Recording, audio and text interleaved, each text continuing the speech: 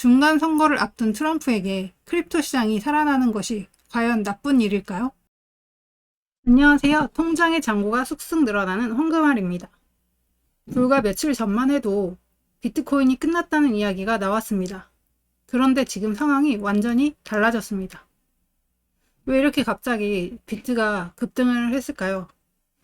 여러 가지 이유가 있겠지만 지금 미국 재무부가 장기 국채 바이백을 확대한다는 발표를 했고, 또 그로 인해 유동성이 기대가 되고 있고, 여기에서 숏포지션이 굉장히 많았어요.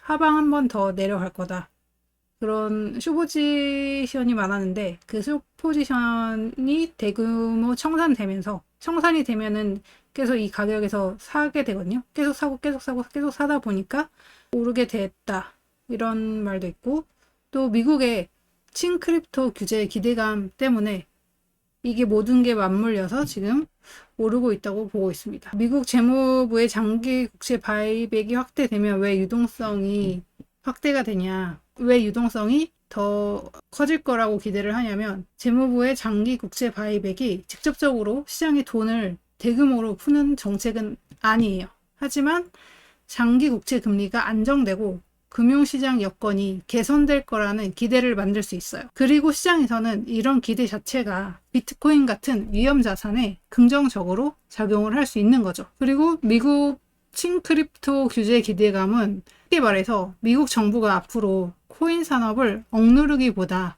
제도권 안으로 끌어들이고 기업들이 사업하기 쉬운 환경을 만들어 줄 거라는 기대입니다. 특히 최근 트럼프 대통령이 크립토 업계 관계자들과 만난 자리에서 클래리티 액트 통과를 촉구하면서 이런 기대가 다시 커졌습니다. 중요한 질문은, 그러면 이 상승이 진짜 찐 매수세일까? 아니면 이게 숏 스퀴즈, 숏 포지션, 대규모 청산 때문에 만든 착시일까? 이거는 계속 지켜봐야 할 것 같고요. 또 체크를 해봐야 되는 게 ETF 자금이 계속해서 들어오는지 확인을 해봐야 할 것 같습니다. 여기 보시면 ETF 자금이 얼마나 들어왔는지 볼 수 있거든요. 여기 제일 앞쪽에 있는 아이빗이 그 블랙락 ETF고, 그 다음에 피델리티 ETF, 그 다음에 비트와이즈 ETF, 아크인베스트 ETF, 계속 이렇게 있는데, 여기서 이렇게 검은 색깔이 순유입이고요. 이제 빨간 색깔이 순유출. 그래서 최근에 보시면 8월 21일, 8월 20일, 8월 19일, 8월 18일, 8월 17일 이렇게 쭉 계속해서 유입이 들어왔어요. 많이 들어왔기 때문에 이번 주에 미국 현물 비트코인 ETF에 약 16억 달러가 순유입돼서 2020년 중에서 가장 강한 주간 유입세를 기록했다는 보도가 나왔습니다. 앞으로 계속 유입되는지도 지켜봐야 할 것 같습니다. 그리고 지금 이 8만 달러라는 이 구간이 굉장히 중요한데, 왜냐하면 많은 투자자가 의식하는 심리적인 가격대이고, 직전 고점을 넘겨서 버티게 되면 이게 상승 사이클로 돌아섰다 라고 많이들 볼 수 있습니다. 8만 달러를 넘어서고 나서 또 계속 봐야 될 게, 이 8만 달러를 넘어선 뒤에 이제 더 주목해 봐야 할 것은 거래량이 늘어나면서 ETF 자금이 꾸준히 들어오는지 확인을 해봐야 할 것 같습니다. 그래서 이제 앞으로 비트코인이 더 오를지 다시 내려갈지 아무도 알 수 없지만, 여기는 이제 또 황금알 채널이니까 황금알 개인적인 생각도 한번 말씀드려 보면은, 이거는 물론 어디까지나 제 개인적인 시나리오입니다. 제가 앞으로 몇 달 동안 비트코인 시장을 볼 때 절대 빼놓을 수 없다고 생각하는 게 하나 있는데, 그게 바로 11월 미국 중간선거입니다. 트럼프 대통령에게 중간선거는 매우 중요한 이벤트죠.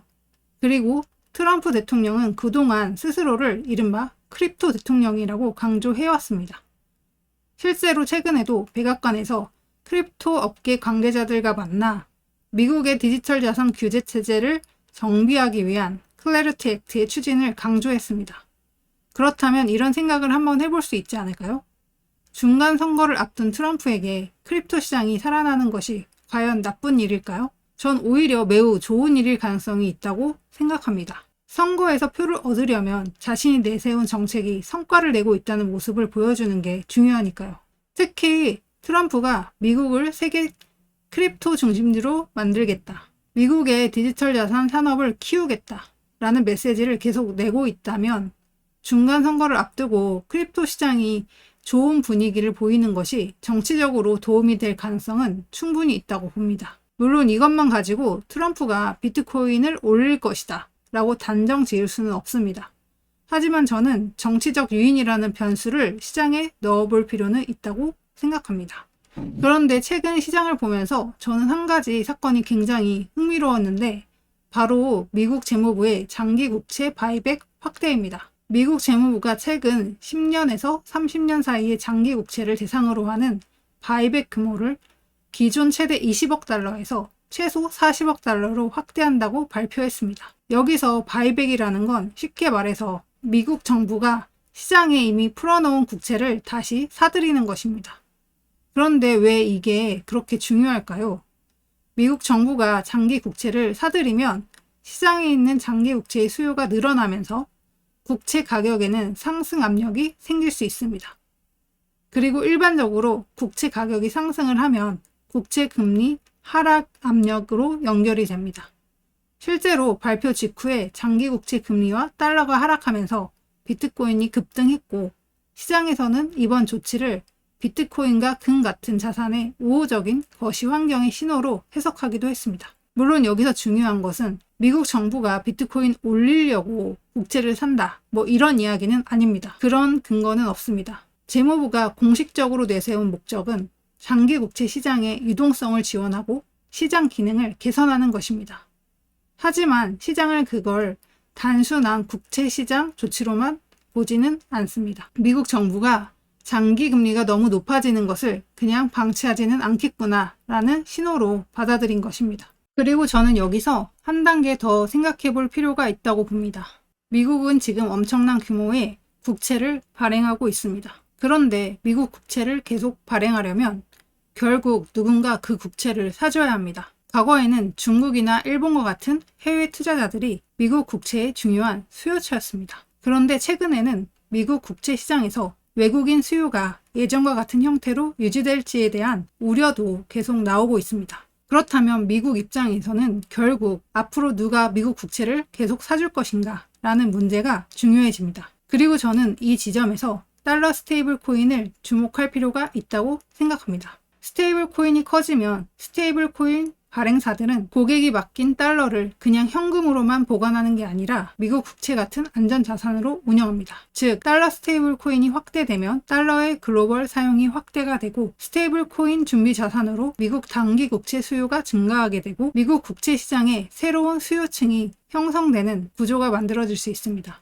그러니까 미국이 크립토를 키우는 이유를 단순히 비트코인이 좋아서라고만 보면 안 된다는 겁니다. 어쩌면 더 큰 그림에는 달러의 디지털화와 미국 금융시장의 확장이라는 목표가 있을 수도 있습니다. 그리고 그 중심에 블랙록 같은 거대한 금융기관이 들어와 있습니다. 블랙록은 비트코인 현물 ETF인 아이빗을 운영하면서 전통 금융자금이 비트코인 시장으로 들어올 수 있는 통로를 만들었습니다. 동시에 미국 국채를 포함한 전통 금융자산의 토큰화에도 적극적으로 참여하고 있습니다. 그러니까 지금 일어나고 있는 변화는 크립토가 전통 금융을 무너뜨리는 것이라기보다 오히려 전통 금융이 크립토 기술을 적극적으로 흡수하고 있는 것에 더 가까울 수도 있습니다. 그렇다면 다시 트럼프 중간선거 이야기로 돌아와 보겠습니다. 트럼프에게는 크립토 산업 활성화라는 정치적 이해관계가 있고 미국 정부에는 달러의 글로벌 영향력을 유지하고 미국 국채 시장에 대한 수요를 유지해야 하는 경제적 이해관계가 있습니다. 그리고 월가에는 비트코인 ETF, 토큰화, 스테이블 코인과 같은 새로운 금융상품 시장이 커지는 것이 사업적으로 도움이 될 수 있습니다. 여기에 최근에는 미국 재무부 장기국채 바이백 확대까지 등장했습니다. 물론 이 모든 사건이 하나의 거대한 작전으로 움직인다고 말할 근거는 없습니다. 저도 그렇게 생각하지는 않습니다. 하지만 적어도 정치, 미국 국채 시장, 달러, 스테이블 코인, 월가, 비트코인 이 모든 것이 서로 완전히 별개의 이야기는 아니라는 겁니다. 그래서 제가 앞으로 몇 달 동안 특히 관심 있게 보고 싶은 4가지가 있습니다. 첫째, 비트코인 현물 ETF로 계속 돈이 들어오는지. 두 번째, 스테이블 코인 시장이 계속 커지는지. 세 번째, 미국의 크립토 관련 규제가 실제로 더 명확해지는지. 그리고 네 번째, 11월 중간선거가 가까워질수록 트럼프 행정부가 크립토에 어떤 메시지를 내놓는지. 그리고 여기 하나 더, 미국 장기 국채 금리가 어떻게 움직이는지. 이걸 같이 보려고 합니다. 다시 한번 말씀드리면 이건 어디까지나 황금 아래 시나리오입니다. 비트코인이 반드시 오른다는 이야기도 아니고 트럼프가 비트코인을 올리려고 한다는 주장도 아닙니다. 시장은 언제든 우리의 예상과 반대로 움직일 수 있습니다. 하지만 저는 투자에서 중요한 것은 미래를 정확히 맞히는 것보다 앞으로 어떤 변수들이 가격을 움직일 수 있는가를 생각하는 것이라고 봅니다. 그리고 지금 비트코인 시장에는 단순히 코인을 하나의 가격을 넘어 미국의 정치, 미국 국채, 달러 패권, 스테이블 코인, 월가라는 굉장히 큰 변수들이 동시에 얽혀 있습니다. 그래서 저는 이번 상승을 보면서 단순히 비트코인 호재가 나왔다라고만 생각하지 않습니다. 오히려 지금 글로벌 금융 시스템에서 비트코인과 크립토의 위치가 조금씩 바뀌고 있는 것은 아닐까? 이 질문을 던져보고 싶습니다. 앞으로 비트코인이 다시 내려갈 수도 있습니다. 반대로 우리가 생각했던 것보다 훨씬 강하게 올라갈 수도 있습니다. 하지만 한 가지는 분명합니다. 앞으로 몇 달은 비트코인 투자자라면 미국 정치와 미국 국채 시장을 함께 봐야 할 시기라고 생각합니다. 여러분은 어떻게 생각하시나요? 트럼프는 중간 선거를 앞두고 크립토 시장이 강세를 원할까요? 미국은 정말 달러 스테이블 코인을 통해 디지털 달러 시대를 만들려고 하는 걸까요? 그리고 이번 장기 국채 바이백 확대는 단순한 국채시장 안정화의 조치일까요? 아니면 앞으로 미국 금융 정책의 방향이 바뀌고 있다는 하나의 신호일까요? 여러분의 생각도 댓글로 남겨주세요. 비트코인 황금알은 앞으로 이 흐름을 계속 지켜보도록 하겠습니다. 구독, 좋아요는 영상을 만드는데 큰 힘이 됩니다. 감사합니다.